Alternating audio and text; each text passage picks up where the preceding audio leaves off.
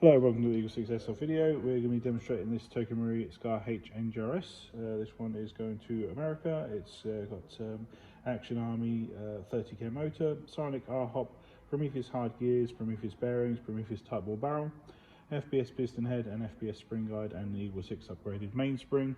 And we're just going to demonstrate it here working on 3 ammo and just clearly demonstrate testing. Obviously we've emailed the customer all the FPS results, and customers agreed, so we're now proceeding with obviously the farm stress test just to make sure that it's demonstrated working before it obviously travels a long way.